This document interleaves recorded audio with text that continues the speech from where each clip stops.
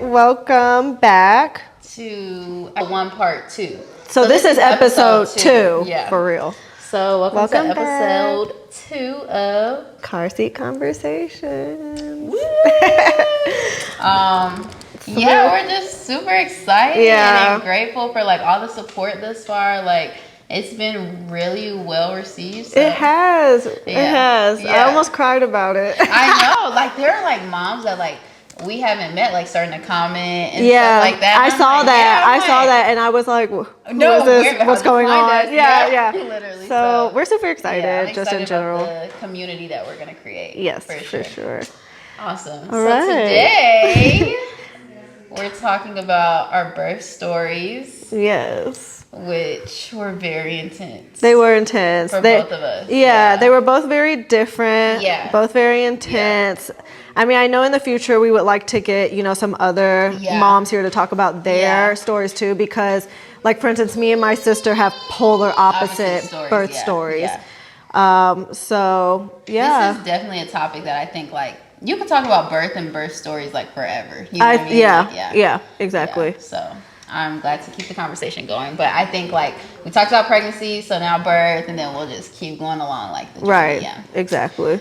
Cool beans. So who wants to start? You start, because I think I started last time. So, okay. Yeah. So my birth story, like I said, like in the first episode, part 1, when I was just kind of talking about like my birth, like I was super like I wanted to go in holistic. Like I knew like from pregnancy, like I want to be very holistic. I guess you can call me like one of those crunchy moms, like granola. Definitely like conspiracy theories. Like they hate us in the hospitals, which really isn't. I mean, that's not wrong. Yeah, okay. Especially in Georgia. Like Georgia has like one of the highest like birth mortality rates. And who knows? Shoot, I don't know. No, it's like big. Like my midwife would be talking about all that. But anyways, so when I found out I was pregnant, like automatically I knew already who we wanted our midwife to be, because my fiance, he had already been like kind of in this community. Okay. Where she was like very present. So shout out to Mama Saran. She was my awesome midwife. So awesome. But it was hard because I was going between Atlanta and New York. So I was dancing a lot and getting like a lot of work in Atlanta. But I was also in New York just living. Like that's where we lived at the time during my pregnancy. So I did like have like a doctor, like a regular doctor, OBGYN, while I was in New York that I would like do my prenatal checkup with. And then when I was here, I would see her. Okay. Because when did you officially move here? I didn't move here until June. And I found out I was pregnant in November. Oh, so it was a minute. It was a minute. Yeah. It wasn't like literally like 6 or 7 or 8 months. So I was like flying here. Like I was here for Black Nativity. Right. So, I actually went to your cousin. Who was your doctor? Eleanor Benson. Yeah. Yes. She confirmed my... are they okay? I just want to make sure she didn't like hit her head. Okay. But yeah, she actually confirmed my pregnancy for me. Same. Right? She could I did test with her and all that stuff. And then I had the doctor in New York, because she was like, it doesn't make sense for me to be your doctor if you're going to be in New York. So then I went to the midwife. So I had a very complicated already kind of prenatal situation, but I liked it because I feel like I was super covered, because I had a doctor and a midwife, and then I also had a doula. So you were seeing everybody. Yeah, I was seeing everybody. Jifa met with us literally at first it was once a month or once every couple of weeks or whatever, and we would just check in about mentally, how I was doing, am I drinking my water, what are my plans, what are our birth plans and all that stuff. So meditation, and then I also did yoga what's her name? Anya. I did prenatal yoga with Anya, Cherish Life Wellness, and I'll tag all these people below. They're all based in Atlanta. So that was pretty cool. I felt very supported with my birth team. Right. So my due date was August 3rd. Okay. And I literally went into labor on Munir, which is my fiance. I went into labor on his birthday. So we went to like our last prenatal appointment kinda, and she was like, there's this place with the eggplant, like you can go eat the eggplant. They say that like eggplant has like certain things in it that I guess like loosens up your cervix or something like that. Okay. So we went and ate the eggplant, and then his mom is a massage therapist. So I did not know she was a massage. Yeah, so she knew like certain pressure points on my feet, That's so that like could like, start pregnancy, start your labor. And by that time, like I was done. Like Soul is big now, but like I was big. I was like, and like the end of pregnancy just like sucks. So literally that night I started having contractions. Wow. Okay. Like literally that night, and like I remember calling my midwife and being like, they're like 2-3 minutes apart, and she was like, okay, well if they get any faster, let me know. But she was leaving a birth, so she was like, I'll come. But then like they just but then they literally like just stopped. Your contractions? Like, yeah, my contractions stopped. So like they had gotten all the way to where they were like 2-3 minutes apart, and then they just like stopped. So I like called my doula was out of town, because usually your doula is like the first person that reports. Your doula is like your nurse. Okay. And also I planned to have a home water birth. So like all this was an efforts of a planned water birth. So we had bought like all the birthing tools. We had a pool there. Right. Like it was like the whole. From what my mom told me, you were trying to do it on like on the porch, like outside. I literally wanted to do it outside. Like I wanted that to would have been outside. Beautiful. Like, oh my God, it would have been like that would have been like it, it literally seems like a fairy tale, like a dream. Especially because like where we are in my in-laws, like at my mother-in-law, she literally like has this like nice like awning, so it's covered. Like we had like it was just like we have planned it, and you have this big thing. You have a vision, I was so anxious about delivering a baby. Like it just seemed like the scariest thing to do. So like and you know how like before things happen, like you never imagine things how they're gonna happen, like ever. Like you just can't do it. You know what I mean? Like you can't tell the future like that. So I think I thought it was gonna be this like beautiful sunshine, rainbows moment, like this golden moment, and like it wasn't that. So I went into labor on his birthday. My doula was in Miami, so she was like, if things progress fast, then like, I'll send my backup doula or whatever. Okay. Right? But so that was Saturday. I think she got to me that Sunday because my contractions had stopped. So they would stop and start. Okay. So nobody was like too scared. They're like, okay, maybe she's going into labor. Maybe these are just Braxton Hicks or whatever. But my doula came over Sunday night to just like check on me and just to see what was happening. And, she was like, okay, you're actually progressing. So we're like walking up hills and stuff, doing all the things. My midwife and her assistant comes over, Miss Robin, and literally like, I'm like doing all the things. Like literally I'm having contractions. I'm like just in a lot of pain. I'm bouncing on the ball. Like I'm literally having a baby, but like they're checking me and I'm not dilating. So like I'm literally like a centimeter dilated. And they're like, what? Like this isn't matching like the contractions, because usually the faster your contractions get, that means more work is happening. That means like you're dilating, you're spreading, you're opening up so you can have this baby. So they literally did not leave. I think my midwife left once. My doula did not leave the whole like almost 72 hours. Wow. 84 hours or whatever. That 86 or whatever the 4 days is that I was in labor. Like she did not leave my side. You were in labor for 4 days. Literally for days. Like they did not leave my side. It is kind of crazy because like I haven't really talked about this because I was so emotional about like how it went, and I was so disappointed in myself. I feel you. That I couldn't have like the labor and the home birth that I wanted to. But anyway, so literally it's Tuesday morning, and she checks me again or whatever. It's like they're starting to get the pool set up because I guess she takes me near outside. Well, even before that, like I did not sleep. I started throwing up. Like we literally tried everything, and I just would not dilate. So she literally checked me again, and I think I was like maybe I went from like in 3 days I went from like 1 to 2 centimeters dilated. That's insane. Yeah. So she was like, you got to go to the hospital. So we go to the hospital. And at this point, I'm in so much pain. I've been in labor for 3 days, but I was so sad because I didn't want to take medicine. I didn't want any medicine. But I took all the pain medicine they could give me. Because at that point, I was like, I don't care. Like, I just want to be okay. And so then I just was like there all day. I don't think I was dilating either. But then they had to break my water. because my water wouldn't break. So like all this is happening and my water never broke. Like I would have like, you know, like they would see a little blood or like a bloody show, what they like they would call that or whatever. And I had that stuff at home, but like literally like it just never happened. My water never broke. So when they broke my water, they saw meconium. Okay. And so, you know, like so I'm glad that I went to the hospital, and that honestly it was like a God sign. I don't want to say sign, but just like a miracle or a blessing that we went to the hospital, because had I had him at home in the water, if meconium would have came out, we would have been rushed to the hospital anyway, because they would have had to make sure that he didn't inhale any of that, you know. So I almost got rushed into a C-section, but because it wasn't planned for me to come in, I had like to get a new doctor. It was just a lot. So I ended up not being able to I didn't have to have a C-section. I pushed him out naturally,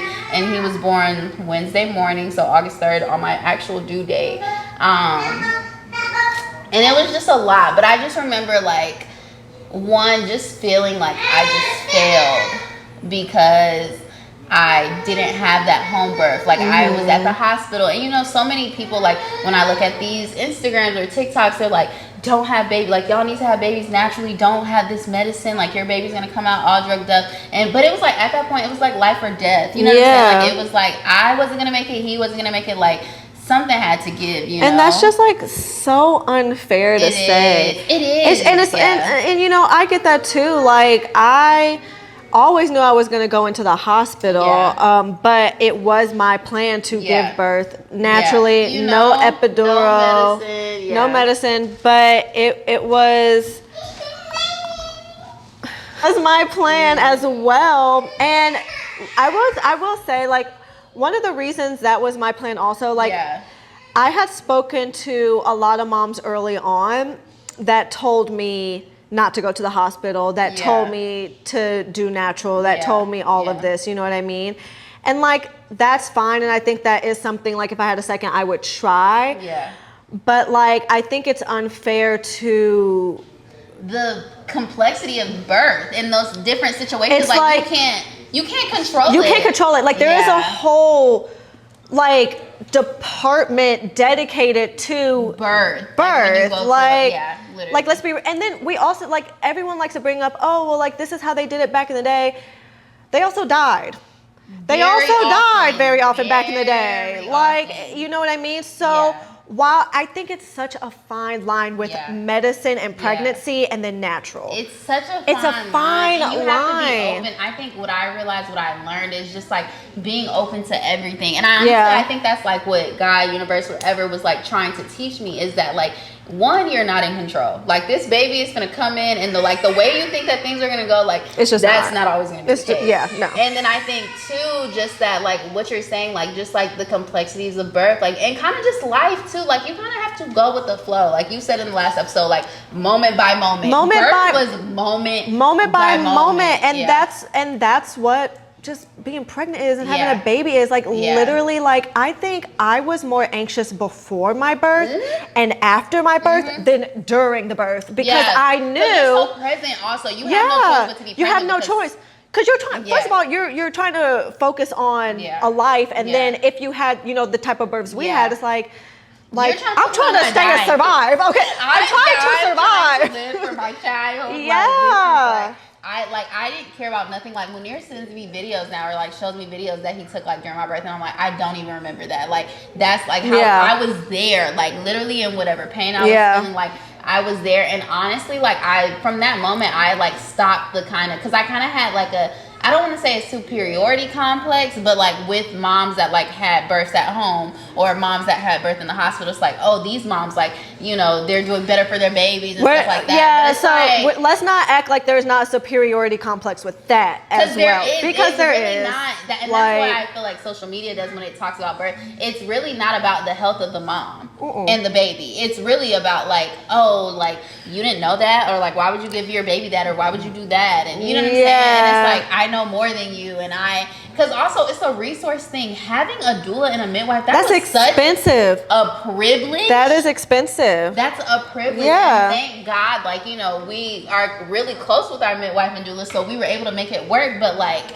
not everyone can. For everybody. Yeah. That doesn't happen for everybody. And like even buying all the birth supplies, like we had to buy like everything that they have at the hospital. We had to buy. You know, we were buying like a hose to fit our bathroom for the water. Like it's like a whole thing. Like it's literally a whole thing. And I don't think people realize, like even at our baby shower, like instead of asking for gifts, we asked for money to help cover our doula and like our doula and midwife costs. Like, so I just think that like I didn't like that, and my midwife even talks about like, because I was super depressed after because of how everything went, and she talks about like how she really wants to like help that with young women, because a lot of that happens with a lot of young women when they have babies. Is like, you know, they have their minds set on these home births, these water births, and sometimes it's for purely aesthetic and not necessarily like, you know, really understanding what you're doing. Let's be real, please. Let's be real. It's because of who you saw on Instagram and Facebook. And I know I was influenced by it. You know what I'm saying? It just looks beautiful. It looks beautiful, and not to say that it's not, you know, also healthier. I also think like, I mean, and I agree. And so that's the thing. That's what's so hard, right? Because you also have to be in a certain mindset to have an at-home birth. No, literally. And you have to be in a certain home. Like we were at my in-laws, not to say that like it wasn't a comfortable space, but it's not your my space that we like created together. You know what I'm saying? Like your body's gonna know how you are really feeling. And I think that's why the hospital is like that sometimes too, because it's not our spaces, you know. And we super with uncomfortable. These people, you have these nurses that like, so I remember uncomfortable. in my after when I went to. After, I can't remember what they call that when you go into... When you're basically just recovering after birth, or whatever. Like, it was like these nurses that would come in, and some of them, I just felt like they could care less about me and my baby. No, they don't give a fuck. They could care less, and like, I didn't like that. But yeah, my midwife, she talked about how she wants to like kind of create like some literature just surrounding around how to prepare your mind while you're pregnant if your birth doesn't go that would how be it's helpful. Yeah. That would be helpul. Yeah. So how your story? Okay, so we'll talk about that, and I wanted to ask you a question also. Cool. But so I will say, and I don't know if I said this like last time, but I had a good first and second trimester, like never sick. And then my third trimester, I caught COVID. It wasn't horrible, but I noticed right after COVID, I started to develop all these symptoms. And COVID kind of triggered. And that's what I think happened. I think COVID triggered something in my body. I started to swell really bad, and I have like an at-home blood pressure monitor. So I started to take my own blood pressure, and I noticed my blood pressure was elevating very slightly, but for me, it's like alarming. So I did go to my doctor, and I was like, I would like to be screened for preeclampsia. She basically told me, as the doctors do, that I don't have anything to worry about. So I waited, and I went back the next time. I was like, no, like I need to be screened for preeclampsia, because I knew something was wrong. And it wasn't like... How did you know preeclampsia? Had you just done research? I had done research because I'm crazy and like I extensively researched this. But I knew it for real because my blood pressure was going up. And I didn't have any crazy preeclampsia like symptoms. Like I wasn't getting crazy headaches. I wasn't seeing stars like or losing my vision. Those are like big things other than the blood pressure. It really was just abnormal swelling and my blood pressure rising. So I did the screening, and it did come out that I had like protein in my urine. So I was like at the beginning stages, and she was like, preeclampsia can escalate very quickly, so we should monitor it, and let's just induce you anyway at 37 weeks. When I found out, I was like 34 weeks. I had gone through my baby shower, and then I remember the week after my baby shower, I had extreme abdominal pain. And I woke up at like 3 a.m. with like a 103 fever. And I was in pain. Like I was like rolling on the floor, like I was just in pain. Oh my gosh. So we went to the hospital, and at this time, I'm not thinking that I'm about to give birth. Baby yet. At all. And at this time, I was 36 weeks. So pretty much at full time. Full time. Yeah. My doctor was out of town though, and and then that's another story. And why would you go out of town after you said you were going to induce me, boo? Like at 37 weeks. Right. But doctors are a whole thing. Please, like That's what I mean by there's a fine line. Yeah. Because you're pissing me off at the hospital, but at the same time, do I have a choice? Right. Because sometimes midwifery, it felt so personal because once you get to choose your clients. Right. You know what I'm saying? It's not like people are just referred to you based off of insurance and stuff like that. Right. And like, you know, she have also, that connection. Right. But like my midwife, she takes off like time during like a year, but she doesn't even, so if people call her and they're like this, she'll refer them to somebody else. Right. She's like, nope, that's my off time. Because she doesn't even want a chance, you know what I'm saying? Like not being available for your birth. So, and that's the thing, you plan these things ahead of time. Like, why would you plan that? Please, I'm so upset. You don't care about me. Please, you don't love me. No. Okay, but like, oh shoot, where was I? Oh, okay. I go into the hospital. I'm not thinking I'm 103. Okay, abdominal pain. So what did it feel like? Did it feel like did you think it was contractions? I didn't, and it could have been. And but this is how, when it comes to me and how I went through my birth, I researched and then I didn't, because I didn't want to overwhelm myself, right? So I researched certain things, and then there were certain things I was just like, you know what? I don't know when it's that. Well, I don't know when that. My body will know. I didn't know. I didn't know what that was. I felt it up here. That's the thing. That's weird. So that's why I do not think it was contractions. I didn't feel anything down here. It was all up here, and it was an ache. It was an ache. So I do think it had something to do with like maybe. Wait, they never like determined what it was? No, they did. So when I go into the doctor, I tell them about the preeclampsia, so they take my blood. They're like, yes, it escalated. You know what I mean? And it basically, I think what was happening was my liver was like inflamed, because preeclampsia can mess up your blood pressure, your heart, your liver. And so in my blood work, my liver enzymes were elevated. Oh my God. Yeah, so it was probably like inflamed or something. Yeah. So once they determined that it escalated, obviously the only way to stop it is to give birth. Yeah. So they induced me. I got like 2 steroid shots, which were so painful to get her lungs developed, because she was weighing out to be 5 pounds. Like, she was small. Yeah. So was only 6. But the thing is, when she came out, she was 4. Oh, so she wasn't even weighing out. But also, I do think if I was full term, like, she would have been small anyway, I think. Because, like, I'm real tiny and Richard's real tiny. But so they induced me. I got to the point where it was really painful, so I did opt in for the epidural. Yeah.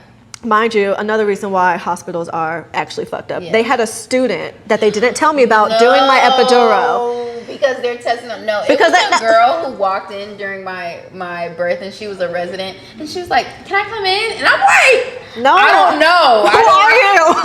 And they're like, "Sure." Like, and no, ask my permission. But it is. But like, it's a learning place for a lot of people. Like, it's. And medicine is so like hard. Literally, it's a Munir says this all the time. They're practicing medicine. It's their practice. They don't know shit. They I'm don't. Just kidding. You can't, because nothing's like 1,000. You know, he did that epidural wrong. He told me I was ever said a spinal headache. Yeah. Break. The doctor comes in, and they're asking to break my water. I was like, "Can you please check how dilated I am?" But before that happened, one of the other doctors, who wasn't even like my doctor in the room, broke my water. Right. And her umbilical cord fell out. And then the doctor who was my actual doctor was like, "Oh my God, why did you do that?" Like, what? And then they started to stuff it back up. Was your mom with you? No, she left. So it was just Richard. He was freaking out. No, seriously. And they started to like stuff the umbilical cord back up me. And that wasn't working. And her heart rate started to drop. So I had to do the emergency C-section. So Richard wasn't even in there with me, because they asked him to like stay back and clean the room, which is literally. No, that's strange. He's the dad. Y'all have custodians for that. Like, he came in when they pulled her out. So basically, they rolled me back in there, and at this point, like, I'm staying calm. You know what I mean? Like, there's a part of me that like prepared for this to maybe happen. You know what I mean? So I'm not tripping about the C-section. You're just like, as long as she's safe. You know what I mean? So, you know, we go in there, it is traumatic. Like, I'm throwing up all while they're cutting me open, and I'm not asleep. Like, I know what's going on. So, you know, there is, though, this, like, sort of beauty within all this trauma. Yeah. Because when I first like heard her cry, like immediately I was emotional. Yeah. Like immediately. No, it's like that. It's like I didn't think I was gonna cry, but like literally, it's unreal. It's literally unreal. Like it's like those scare factors. Like, there's so much going on. It's so traumatic. Like they're acting nervous. I'm nervous. Right. Is she okay? Is he okay? Like all those questions. So when they come out and you hear that first cry, it solidifies all that. It's like they're fine. It was like immediately, like I was just fucking emotional. So they brought her to me. She came out like tiny, but they brought her to me and she immediately latched, but she did fall asleep. She was tiny, but I was moving crying. Yeah. So they rolled me up to my room in this kind of weird like shit. I'm like at this point, I know it continues. But you're like stitched up, everything. I'm stitched up. I'm feeling good. You know what I mean? Like she's here. They're saying how healthy she is. Okay. Even though like she's small and she is considered preterm. They're like she's healthy. You know, she looks really good. So I was feeling so good. At this point though, I am on magnesium. So they put me on magnesium because I have preeclampsia. And so magnesium is something that they put women who have preeclampsia on to reduce seizures after birth. Because preeclampsia is one of those things where it's like you can die from it, and if it's not managed, and it does have lifelong effects. So like even at this point, my blood pressure is still a little more elevated than it used to be before. Yeah. So I'm on magnesium, which means I have to have a catheter in me. Like I can't walk for like 24 hours. So they roll me up to the room, and my nurse is about to leave, but I felt something trickle out, and I just let her know. I didn't think anything of it. I was like, hey, can you check me like something's happening? And so literally she pulls back my covers, and she calls a code blue immediately. A whole new team of doctors come in. Like they're kind of freaking out. They're pushing on my belly. A whole bunch of blood is coming out. Again, 4 arms up my back, just pulling out massive blood clots. And like at this point, I'm freaking out. I don't feel much, right? Because I'm on anesthesia. Right. So I'm like, I don't feel much, but I know something bad's happening because there are nurses in there looking like, what is happening? Yeah. And so, basically, once they call the couple, at this point, I'm like, I'm feeling like I'm about to die. Yeah. I'm getting weak, all the blood is pulling out of me. And I'm saying to the nurse that's over me, because she's trying to calm me down, I'm like, I'm gonna die. I'm like, take it all out. Like, I don't even want no more kids. I was like, can you take it all out? This is done. Like, literally. But I was at this point, I was like, this might be it. Like, this literally might be it. Like, I was getting weaker. Like, my eyes were shutting. Like, it was terrifying. Yeah. And so I lost like 1,100 cc's of blood. And basically, the doctor, he was pushing on my stomach. He was like, okay, I think she's fine. And one of the nurses was like, I can look at her and tell you she's not fine. Like, I was like passing out, like while this was going on. It was traumatic. So they get everything under wraps. They leave, but they did have to continue to take blood because basically they needed my blood to go back up. And if it didn't, I was going to have to get a blood transfusion. So I had to wait for the blood test results to come back from the blood work they did. Luckily, I didn't have to do that. And so after the 24 hours, and it was just a whole debate, right? Like, doctors were coming in and out, because I had a high-risk doctor, then I had my regular doctor. The regular doctor was telling me that my liver enzymes were still elevated. And so they were concerned. And I was just like, well, why is that elevated? And she was like, are you on Tylenol? I'm like, of course they're giving me Tylenol for pain. Of course they're giving me Tylenol. Duh. I can't take anything else while pregnant. Or like even right after birth while I'm breastfeeding. And they were like, oh, well, that might be why. So the doctors weren't even communicating with each other. Like, it was just truly a hot mess. And I felt unsafe. Ooh, Lord. I felt unwell. It was terrible. Yeah. So after I'm off the magnesium, it gets worse, Akita. No. I'm off the magnesium. I start to stand up. What is worse than that? I start to stand up because they took the catheter out, and I can't move my neck. So I did get a spinal headache. Okay? I got a spinal headache, and I didn't know what that was. Like, I was like, am I having a stroke now? So they had someone come in to look at me to see if I was having a stroke. I didn't. They were like, it's probably the spinal headache. And I mean, I had to lay all the way back to not have a piercing headache. And I couldn't move my neck like this. Couldn't look up and down. I couldn't move it. Wait, so who was managing baby P? Richard! And thank God, he did everything for her. She couldn't even breastfeed off of me for that period of time because she kept falling asleep. So he had to bottle feed her everything. I I had to pump. He had the bottle feed. It was horrible.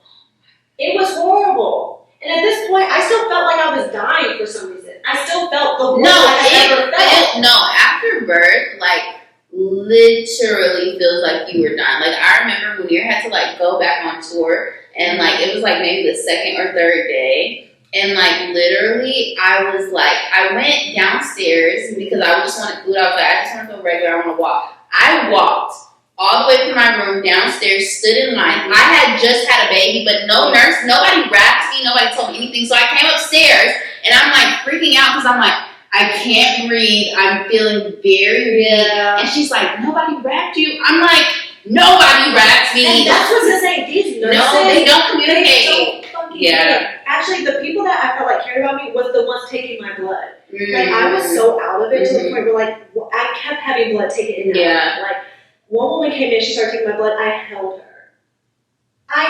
And sobbed, and she was like, and I was like, I'm sorry, like, I'm sorry, I don't know why I'm holding you. Like, and she was like, no, it's okay, you can hold me. Aww. And I, like, was just, like, felt like crying, because it was, thinking, I'm still trying to comprehend. Literally, like, what happened? Like, what happened? I did everything, I was like, I did everything right. You did. I literally couldn't stop crying for weeks after that, not only because I came home with the spinal headache, it didn't go away when I left the hospital. I had it for 2 weeks after I left the hospital at home.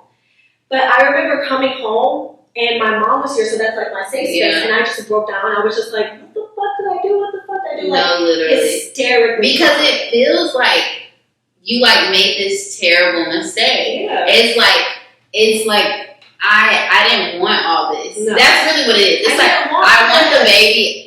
All this other shit that came with it, like, I don't want that. Because my health is changed. Yeah. My body is changed. Like, C-sections are terrible. Just in general. Like, I remember when my sister gave birth, she was scared to, like, she was in the bathroom for, like, a month afterwards. Like, it feels horrible. Yeah. And the mental agony that came with it. The fucking mental agony. So, that's how my birth story went. And crazy. I have debated, like, we have debated taking it to court, but again, it's so common. Like, I had multiple nurses that came in to take my blood. One of the nurses I spoke to, the same exact thing. Happened to her? Same exact thing happened to her. She had to be, she had preeclampsia with both her kids. She had to be on magnesium for 24 hours. She didn't hemorrhage. Yeah. But I've heard about people hemorrhaging also a lot after birth. Yeah. Like, it's like almost like it happened, and then I hear all these similar stories, and I had no idea before that. Yeah. Everything I heard before that was very almost glamorous. Yeah. As glamorous as it could be. As glamorous. No, literally, like, and then you also are watching, like, all these birthing videos online, and, like, people are just popping babies out. I don't know how. Literally just, like, popping them out like it's nothing. Yeah. And you can't help but sometimes to just, like, feel like, and it's like, damn, is it my fault? Like, why did my experience have to be like that? Or, like, really just, like, taught me to, like, relinquish control. And there was something about it, even in my birth, like, again, beauty from trauma. Yeah. There was a blessing within it. While I was so anxious in my pregnancy, once I gave birth to Paloma, and I feel like I experienced the worst I could experience. Right. I was good. Yeah. Like, it's like you got through it. I got through it, and I felt good. But like, it was hard. I mean, I remember, like, even 2 weeks before I went into labor, I wrote her a note because I felt like I was going to die in pregnancy. Like, I had a feeling that something bad was going to happen. I wrote her a note. I still have it in a little box. Oh my gosh. I know. You don't need this, Mama. Yeah, you have enough. I would. Please. So, yeah. Birth. Within pain, there's beauty. No, within pain, there is beauty. Because, like, But I will say, that birthing experience, what it did let me know is that the medical system will fail you. Yeah. You have to speak up for yourself constantly. Like, you have to, because you know what hurts. You have to advocate for yourself. I literally had made up my mind. I'm like, I'm not having a home birth. Like, I need to go to the hospital. Like, I can't do it, you know? And at that point, I was like, I'm 100% like okay with it. But Yeah, it's hard. Yeah. But we did it. We did it. We're here. We did it. And we're fine. Yeah. How was your birth story? Let us know in the comments if you were able to have your birth at home or water birth, or if you had the same struggles like in a hospital. Yeah, let us know. We'll also have some moms on here too. Yeah. About their Some other birth stories. which I think will be nice because Yeah. we gotta share traumatic Exactly. experience, but there are some births that are Beautiful. blissful and Yeah. beautiful. We want to hear those too. Yeah. So thanks for tuning in.